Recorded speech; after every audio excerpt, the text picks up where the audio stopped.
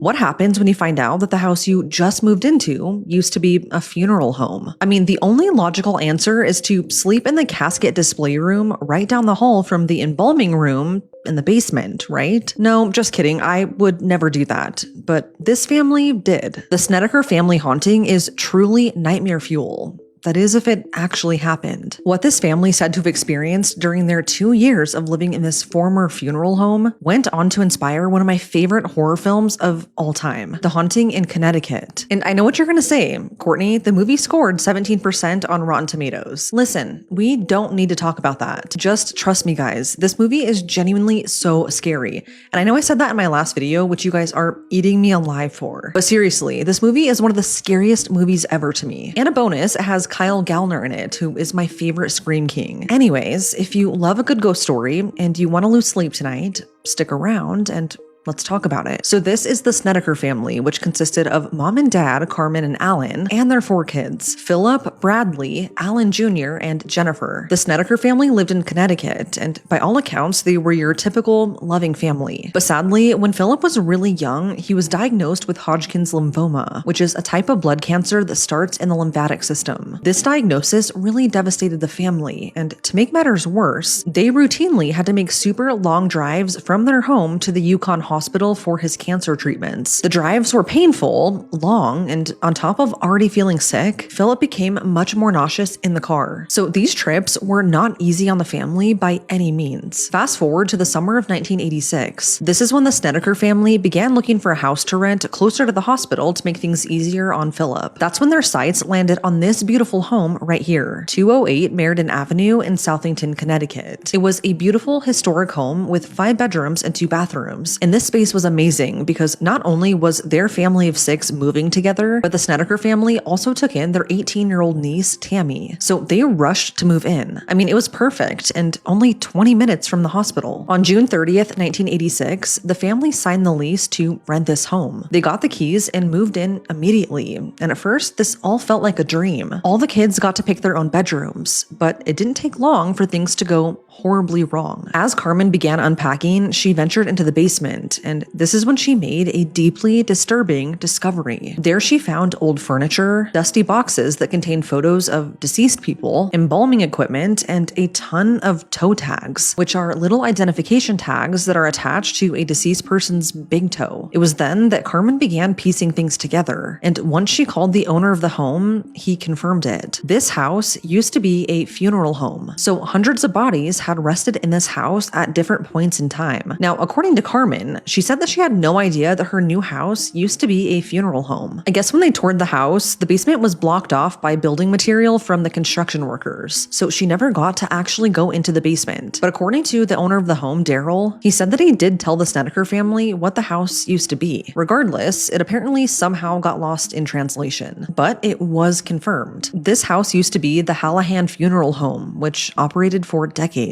The family now had to make a plan. Either stay in the house, even knowing its history, or move. Well, they decided to stay. But from that very first night in the house, they started experiencing paranormal activity, or so they say. So Philip and Bradley decided that they wanted to share a room in the basement. I mean, it was a pretty big space and very private like most teenage boys want, but the downside, their bedroom was in what used to be the casket display room, which was right down the hall from the old embalming room. As the days went on, the family would find so many personal items that belonged to the dead, which is kind of eerie to think about. And while everyone in the home said to have experienced paranormal events, the demons or ghosts really focused on Philip. Some think it was because he was sick, but I don't know. Regardless, from the very first night, Philip began seeing a young man in the house with long black hair, and this man would talk to him every single day. Sometimes he would threaten him, and sometimes he would just say Philip's name on repeat, which scared the crap out of him. On one occasion, Carmen was mopping the floor in the kitchen when all of a sudden she looked down and saw that the water had turned to blood. So blood was all over the floor, and it smelled like rotten flesh. Over the course of the family's time in this home, mom and dad, Carmen and Alan, said that the ghosts SA'd them, and then Philip's entire personality began to change. change. He was once a loving son and brother, but soon he became very volatile. He was now irritable and reckless, and he began doing really cruel things to his siblings. For instance, he locked one of his little brothers in a chest and walked away. And then another time, he strapped Bradley to an old gurney in the basement and spun him around until he was sick and crying. Then after, Philip would just calmly walk away, and he never remembered what had just taken place. The events escalated until Philip physically attacked his cousin Tammy, and afterwards, he was forced to stay in the hospital for evaluation for 45 days. During his stay, Philip told the doctor about the demons that he was seeing in his home, and how he wasn't the only one to see them. His entire family had as well. This really concerned the doctor for obvious reasons, and after assessing the medication that he was taking for his cancer treatments, the doctors came to an official conclusion. The medication he was taking would not have caused hallucinations like this. Instead, Philip was eventually diagnosed with schizophrenia. And again, the doctors ruled out that his cancer treatment somehow triggered his schizophrenia diagnosis. Like, that was not the case, according to them. But what's crazy is that during those 45 days that Philip was in the hospital, the family said that they continued to experience paranormal phenomena. The demons were said to have violently attacked the family, and their focus then turned to 18-year-old Tammy. At one point, Tammy told her Aunt Carmen, quote, "Aunt Carmen, it's coming.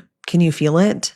End quote. Carmen then saw unexplained handprints press into Tammy's pajamas. So by their account, paranormal activity continued even while Philip was gone, and despite his schizophrenia diagnosis. After his 45-day stay in the hospital, though, the family sent Philip to live with another family member. And after that, Philip said that he stopped hearing voices and seeing spirits. And not long after this, his cancer went into full remission. But back home, the family was still terrified and reportedly being tormented. They didn't know what else to do, so they called 2 local priests and begged them to perform an exorcism on the house. When they did, they said that the priests were so terrified that they ran out of the house and never came back. Not really knowing what to do or who to turn to for help, the Snedeker family reached out to Ed and Lorraine Warren. Ed and Lorraine Warren were probably 2 of the most famous paranormal investigators ever, and they were involved in cases like Amityville and the hauntings that eventually inspired the Conjuring movies. But they were also incredibly controversial, and a lot of people believe they exaggerated, embellished, or even completely made up parts of their cases for attention and money. So do with that information as you will. Anyways, Ed and Lorraine visited the home, as well as other paranormal investigators and researchers like John Zaffis, and according to them, they all witnessed paranormal activity too. John said that one night while he was staying at the Snedeker home, he saw a spirit come down the stairs, eventually saying to him, quote, "Do you know what they did to us?"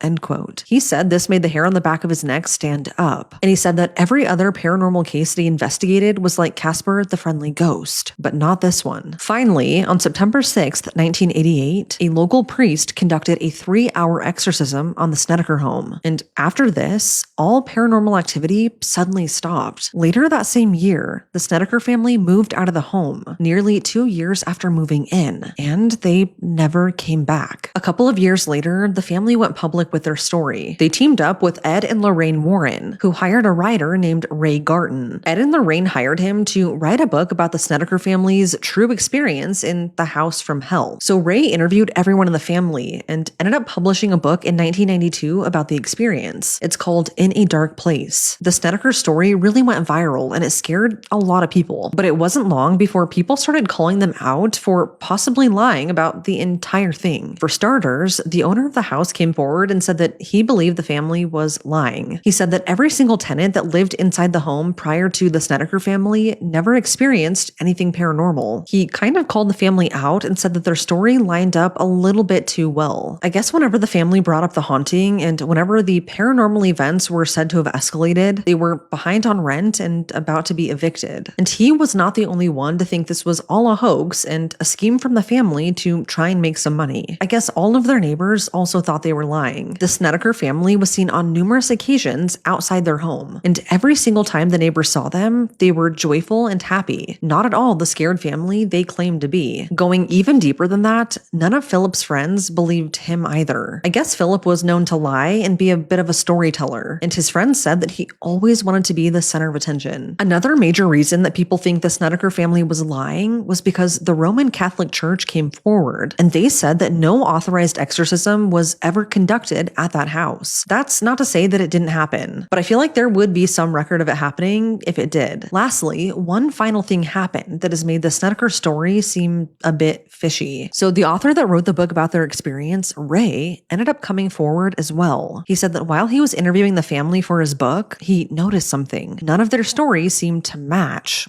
Like, at all. So we brought his concerns to Ed Warren, saying that he thinks the family may be lying. Ed then told him something shocking. Ed told him to just make up the scariest story that he could possibly think of, and to barely touch on the family's personal problems, like the mental health diagnosis, the financial problems, etc. So Ray outright has admitted that the majority of the story he wrote for his book was largely fiction, all thanks to Ed. This is insanely inappropriate for everyone involved, especially Ed Warren, who marketed himself as this honest paranormal investigator. Kinda seems like he was maybe scamming people, and it's made a lot of people question what else of his life and experiences were made up. The Snedeker family did make a good chunk of change from this book deal though, and they were also very aware that the Lutz family, who lived in the Amityville horror house, had also sold their story to a publication. So this all feels very forced and maybe not super genuine. I don't know. The general consensus was that the Snedeker family haunting was fake.